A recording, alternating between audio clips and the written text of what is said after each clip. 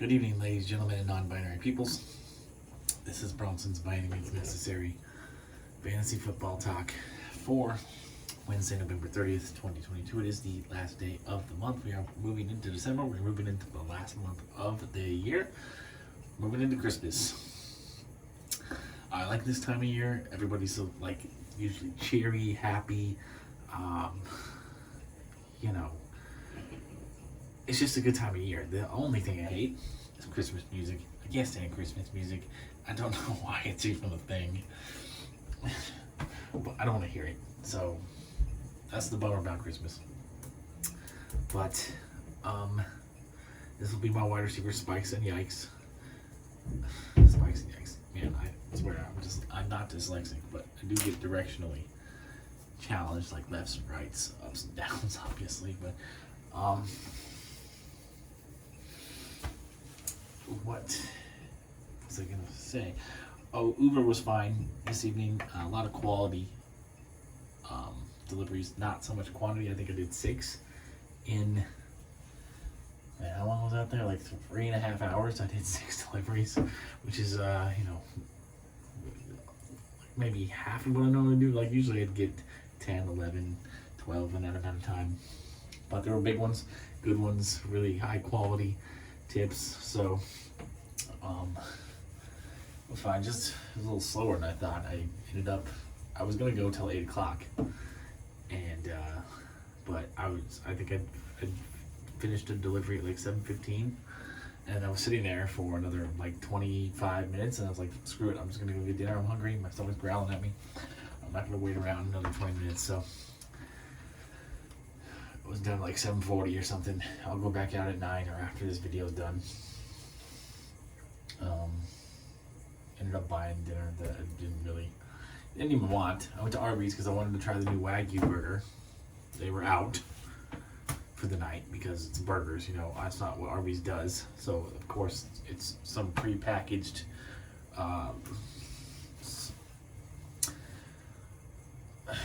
pre-packaged what's the fucking word I'm looking for? Pre-selected stuff. They only have a certain amount of quantity, kind of like Jack in the Box tacos or Taco Bell's nacho fries. When they run out, and then you're screwed. So I ended up buying the stupid beef and cheddar sandwich I didn't even like, and then I forgot to tell them I didn't want the onion bun. And then I ended up going to Jack in the Box to just get 2 tacos anyway, because I love their tacos. They're so cheap and they're so good. They have the hot sauce, the cheese, I love it. And then there's this really super attractive woman that works there. She usually works during the day. She was there at night. Talked to her, of course, didn't hit on her, didn't ask her for her number, and I don't even know her name. She's just really cute. Because I just don't want to. I mean, at this point in my life, it's not about being rejected. It's not about having the confidence. It's just that I just hear all these horror stories. I'm just so gun shy about approaching women anywhere, especially when they're at work or at the gym or whatever, because women, all I hear about is how women just don't want to be approached anywhere in public ever. So it's like I don't want to be that douchey guy who does that. So I don't know where an appropriate place to hit on women is other than on the online dating apps, but that's just completely worthless because they have so many options. They're not ever gonna pick me out of the 1,500 new matches, new likes they get every day. I'm not going to be the one out of the 1,500 they choose. It's just not realistic. So it's very frustrating. I wish. I mean, part of me is happy that I live in this time period with the amenities, the technology, the stuff going on, the convenience. But at the same time, dating wise, I'm definitely belong in a different culture, different time period. This modern dating world is just not for me. But there's absolutely nothing I can do about it. This is where I live. This is the time period I live in. This is the age that I am.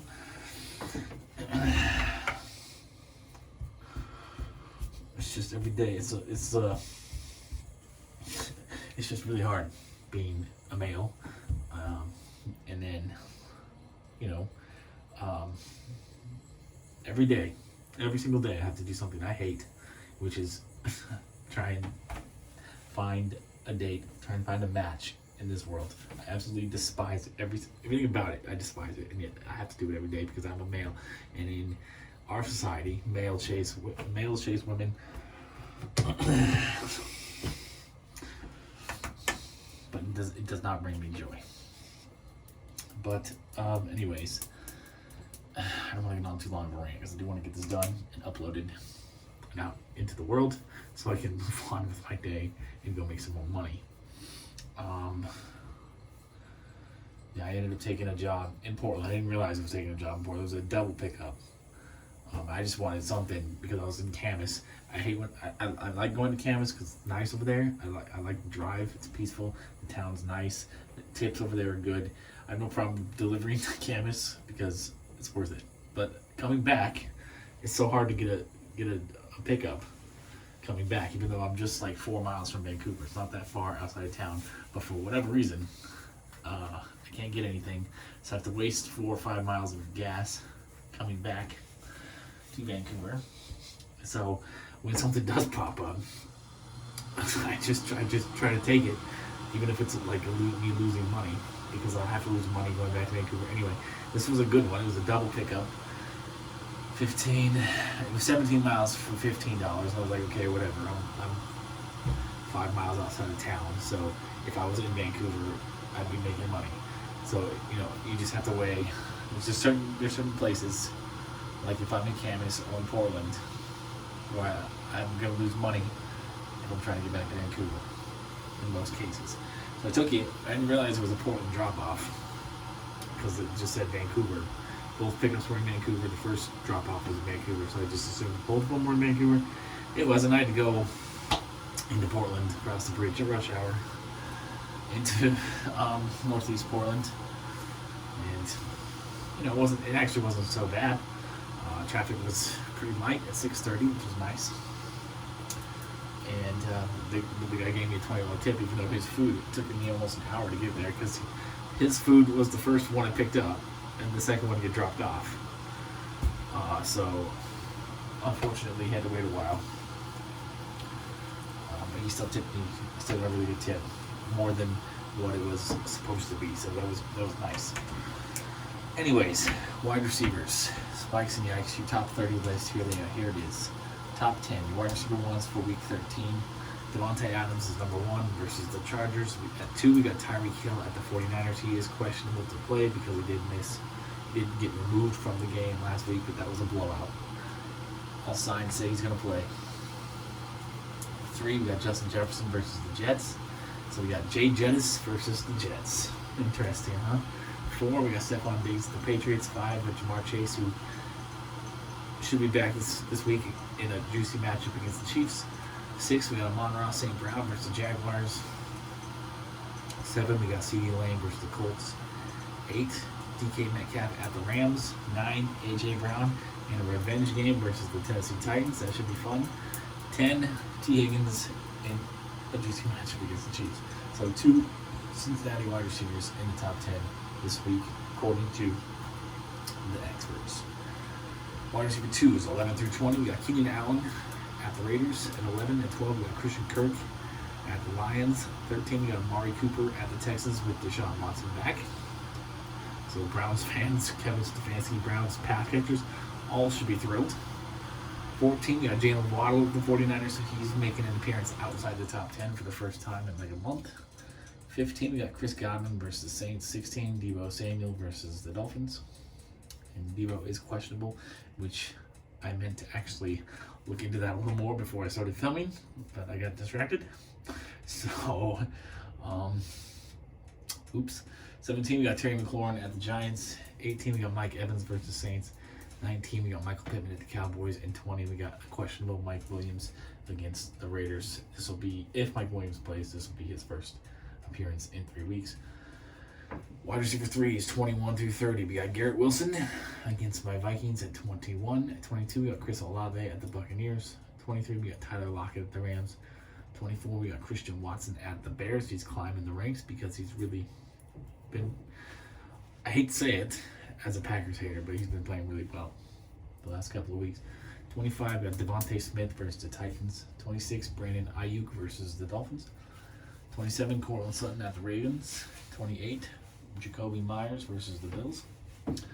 29, we got Alan Lazard versus the Bears. And at 30, we got Juju Smith-Schuster at the Bengals.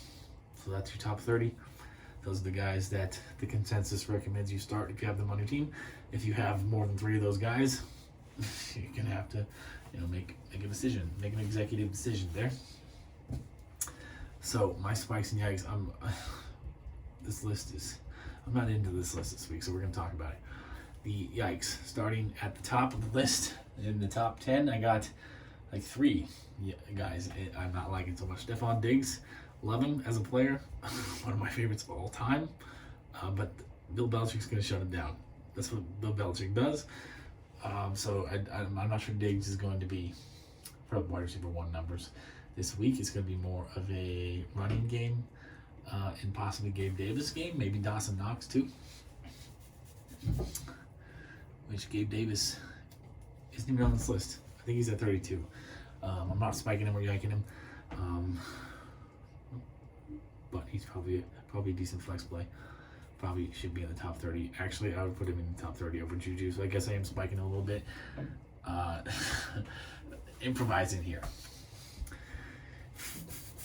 My next one is Jamar Chase. Like I said last week, I don't think he's going to put up top 5 numbers as soon as he gets back on the field. He's missed more than a month. I think he's going to be a little rusty, even if it is against the Chiefs.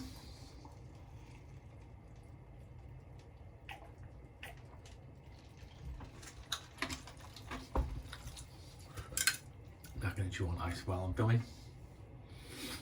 And then DK Metcalf at 8. He's going to be shadowed by Jalen Ramsey. And despite Ramsey may have lost a step, I don't think he lost a step. I think he just wasn't prepared to play early this season, but he's back on his game now. Played his way into shape. Not sure Metcalf's going to be a top 10 guy. Probably still top 15. I'm just not putting him on the wide receiver 1 line. My other yikes. Let's move on to the wide receiver 2s. Terry McLaurin.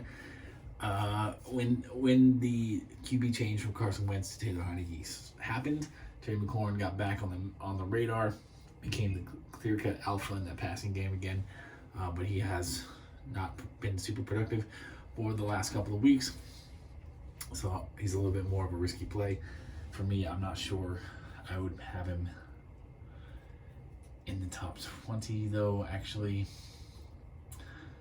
I don't really have a lot of spikes outside the top 20, so I don't know.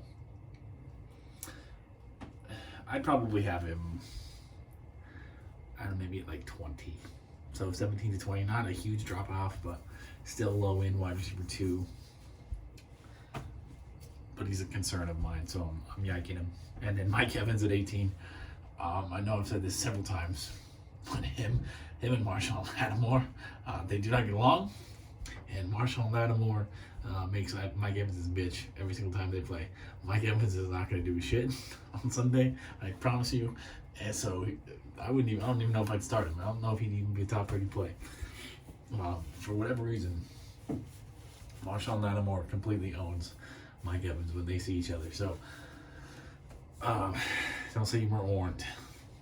I wouldn't start Mike Evans. And if you do start him, I wouldn't expect much, or if anything at all. So top wide receiver 3, yikes, I only have 1, Devontae Smith. He's trending down again.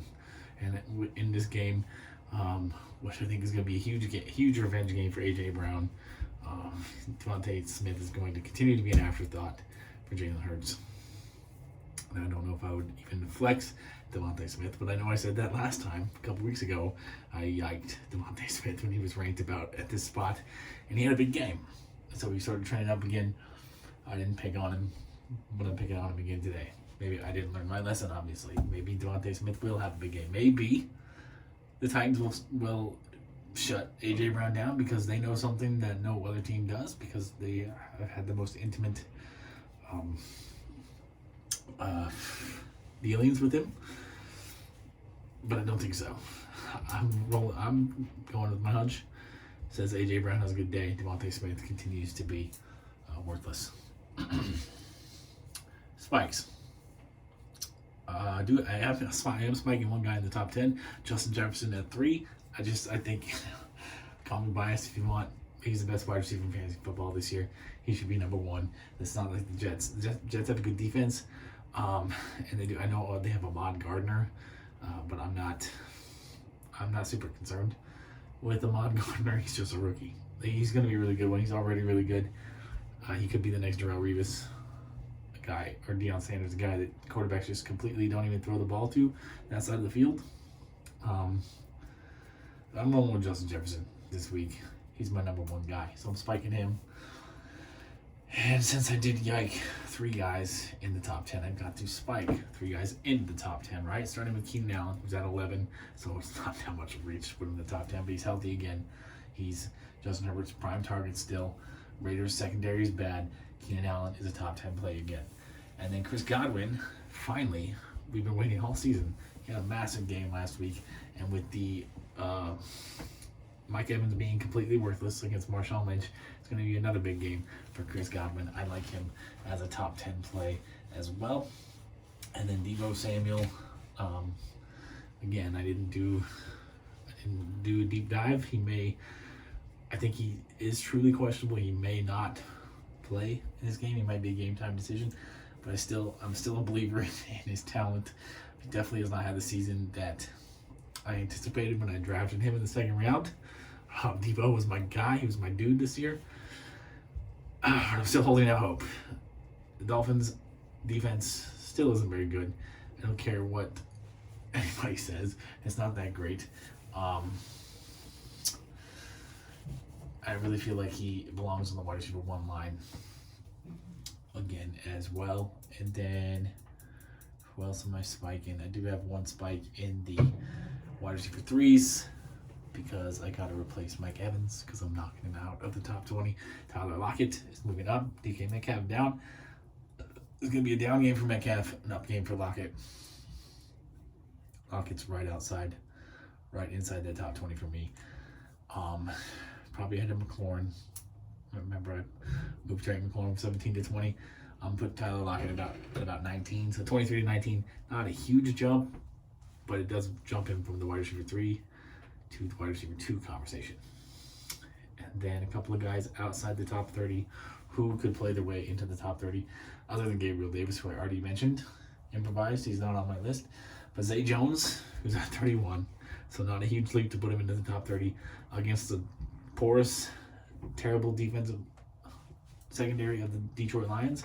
That's what I meant to say, was Detroit, not defense. So I had to improvise that again. Going off script a lot here today. Zay Jones should have a big day against the Lions after his huge day last week. His momentum is definitely shifting way upwards. Certainly a top 30 play for me.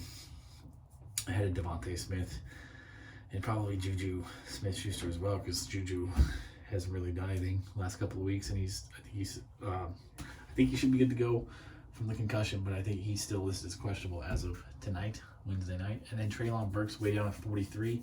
I know the Eagles are a tough secondary, but the Titans are going to have to throw the ball to stay in this game. Treylon Burks has looked like the next A.J. Brown. So I suspect that Treylon Burks' production and usage and target volume is going to be pretty high again in this game. So he's definitely a flex play for me ahead of Devontae Smith, ahead of Juju Smith-Schuster, possibly even ahead of an Allen Lazard, who's at 29. The Packers wide receivers are going to be an interesting situation. Is going to be Jordan Love throwing them the ball or Aaron Rodgers. That completely changes things for me because I know Jordan Love looked okay in last week's game, but that was a very low pressure situation. It was a blowout. The Eagles defense weren't really trying at that point. I'm not a Jordan Love believer. I don't think he's any good. I didn't think he was any good in college. I can't believe he went first round. I can't believe the Packers traded up to get him when they still had Aaron Rodgers. That was confounding to me, flabbergasting to me. But they saw something in him. Matt LaFleur saw something in him. Whatever. so far it's not looking good, and that's good for me because that's the Packers quarterback of the future. I don't think he's any good. So if he's throwing the ball to Watson and Lazard, Watson trends down a little bit, lower in lower in top 30. Al Lazard falls out of the top 30. So again, that's going to depend. But yeah, I guess that's the whole list. Just barely over 20 minutes. I tried, folks, but I failed. I failed in a good way, though. I failed up. I'm like Cliff Kingsbury, right? I just continue to fail up in life, and so, which I'm surprised the Cardinals haven't. I'm not surprised. They're gonna wait till the end of the year to fire him if they fire him. But I'm surprised he didn't leave because the Arizona State job would have been a perfect transition for him. It's right there. He doesn't have to move. He gets to keep his nice ass house he has in Scottsdale. He can just go because Tempe is actually a lot closer to Scottsdale where he lives than Glendale is. So would have been a good job for him. Low pressure situation. Would have been leaving of his voluntarily instead of getting fired at the end of the year. Now it's too late for him to get a good college job. So if he gets fired, he's gonna not really have any options.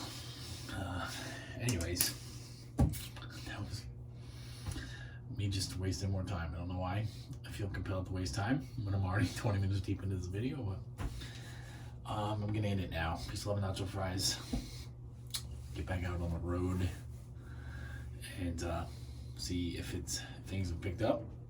I'm assuming it's probably going to be a lot like it was dinner time. Maybe not as the deliveries may not be as high quality, but they usually are. I think this late night is going to be pretty much the same as dinner. Slow, but when the deliveries do come in, they're going to be good ones. So, all right, good night.